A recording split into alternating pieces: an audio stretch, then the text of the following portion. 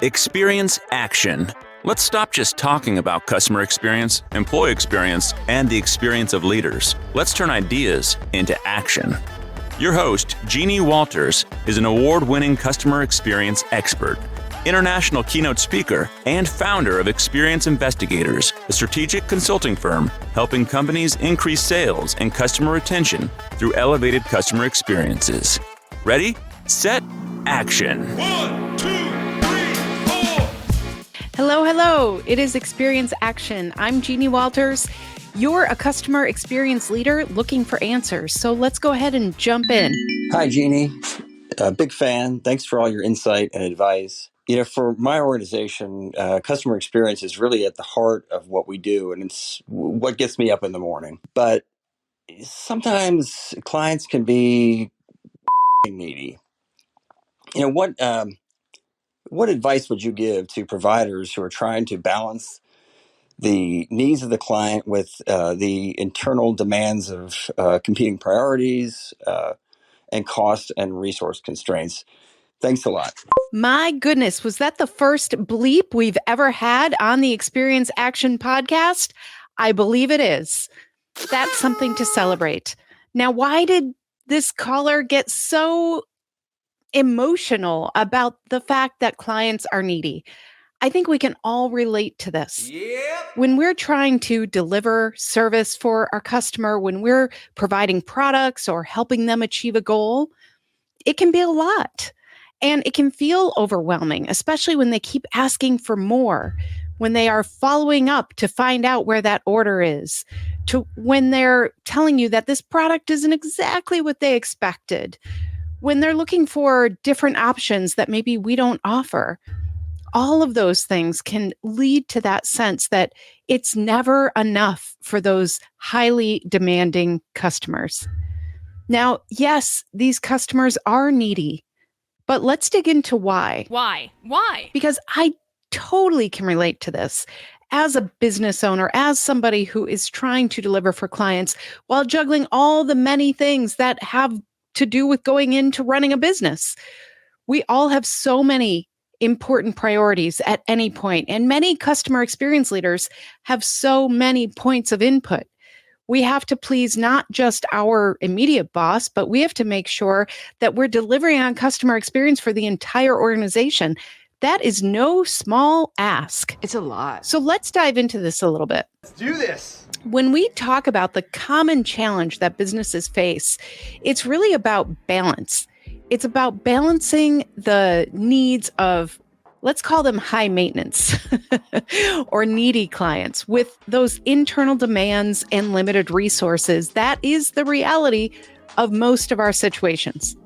So when we look at how do we get things done, how do we make sure that we're delivering the right things for the customer without necessarily going so far that we're losing money for the business or we're not meeting our objectives as an organization, that's the balance that we really have to look at. We want to really understand the importance of understanding that every single client matters, every single customer is vital. But managing resources effectively is really the key to sustainable business growth. And while I say every customer is vital, some customers are more valuable than others when you're talking about dollars and cents. So we have to look at not just why is this one customer needy, but what does this mean for a whole organization?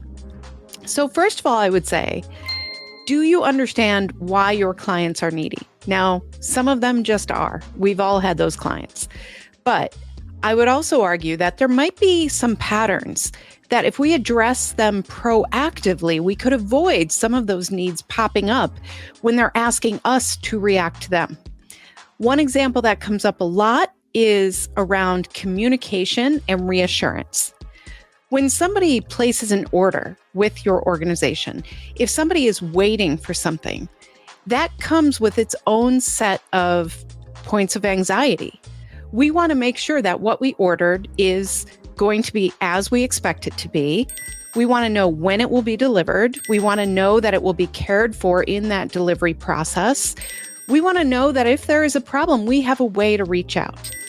So if we don't proactively communicate all of those things to the customer as they're placing an order, or better yet, before they are, then those needs are going to bubble up as anxiety. So ask yourself, where are those needs actually showing up as anxiety? And I say anxiety with intention because I think sometimes we expect things with clients and customers to be somewhat transactional. You pay me money, I deliver a service or a product for you. Easy. That was easy. But when we're dealing in the real world, usually what's happening is somebody is trying to do their job better. They're trying to achieve a goal. They're trying to feel a certain way.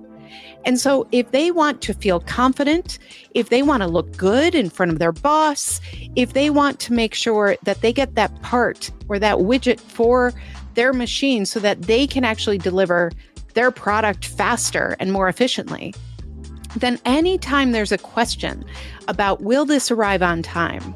Do I have what I need to install it easily? What if I need help? If they're asking those questions because they don't have the answers, those are points of anxiety.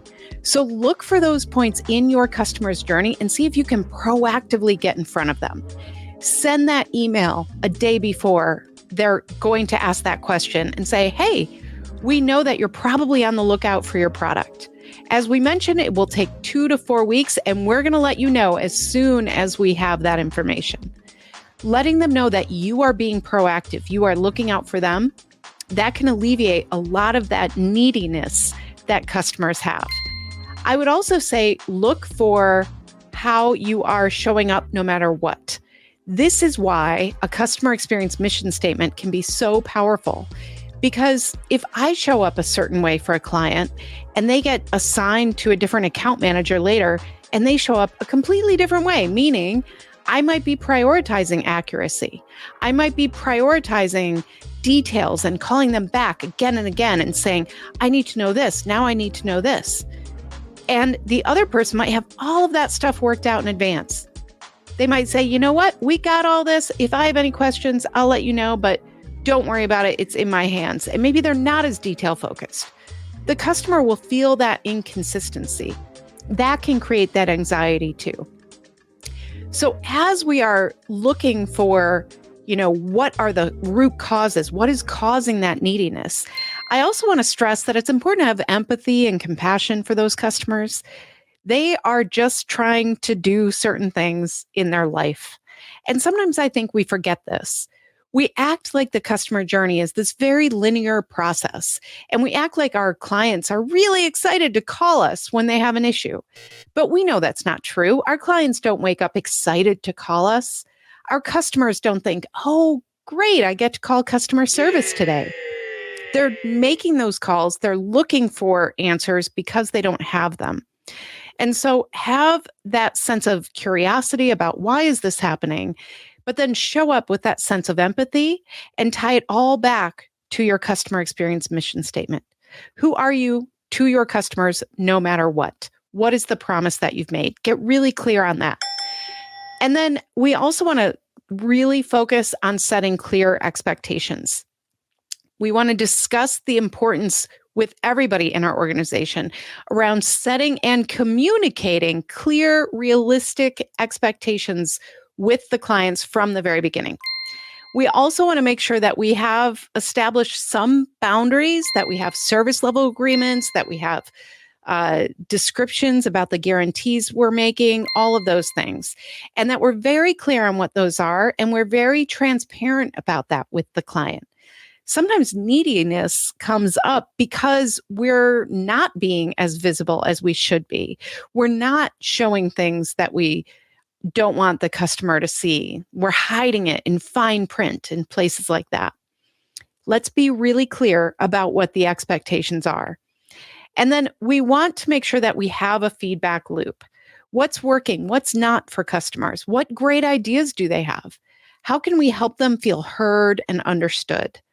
That can help go a long way as well towards building trust in the relationship. And when we really break it down, some neediness is really based on a lack of trust. I'm not sure you're going to deliver in the way that I expect.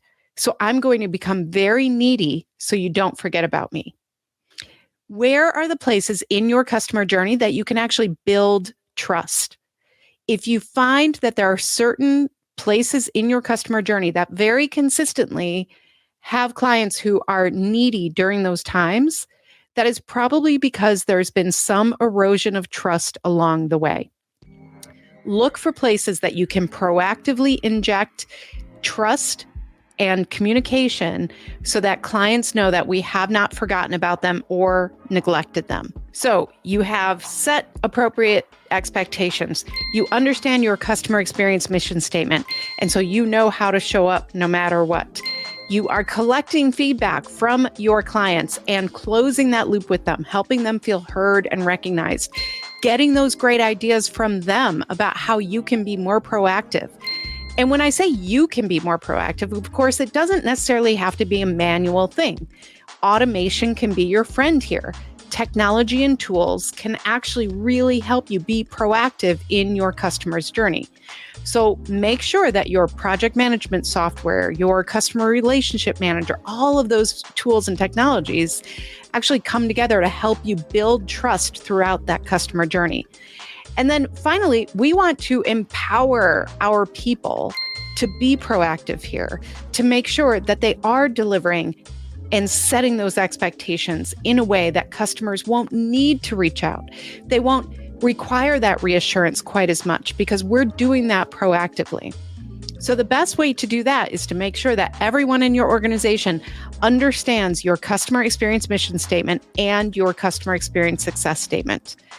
Why are we investing in customer experience? To create better business results. So if we're very clear on what that means, then that can help with prioritization as well. So if you feel this friction between your internal demands and your needier clients, look for ways you can be proactive in your journey. Look for ways that you can empower people within your organization, and look for ways you can leverage tools and technology to be proactive, to provide that reassurance so that your customers and clients don't feel neglected. Neediness is usually driven by anxiety because they're feeling neglected or overlooked or unheard. So address those points, and you should hopefully have fewer needier clients, and also understand where to put your priorities. So it can feel like everything is a priority in customer experience. I encourage you to really think about this with a sense of curiosity. We named my business Experience Investigators because I believe that most of this work is around being curious. It's about investigating for what's the best way we can do this on behalf of our customers and our organization. That's the fun part. If we can approach it with that curiosity, with that empathy, and with open-mindedness, then we can look for solutions that not only serve that one needy client, but will serve our organization for the long term. I know this is a continuing balancing act, and I know that day to day, it can feel like you're pulled in a million directions. So take a deep breath. You're doing okay. Your clients are looking to you for reassurance because they believe in what you do. They've already signed up to be customers. They're your clients. So they are with you on this journey, and we have to partner with them with a sense of empathy and understanding and compassion and curiosity.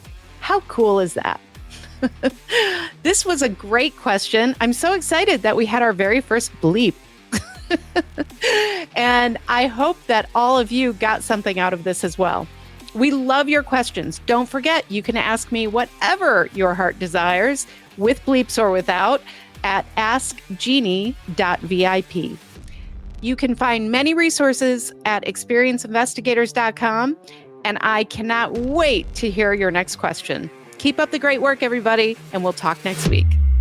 To learn more about our strategic approach to experience, check out free resources at experienceinvestigators.com, where you can sign up for our newsletter, our Year of CX program, and more. And please follow me, Jeannie Walters, on LinkedIn.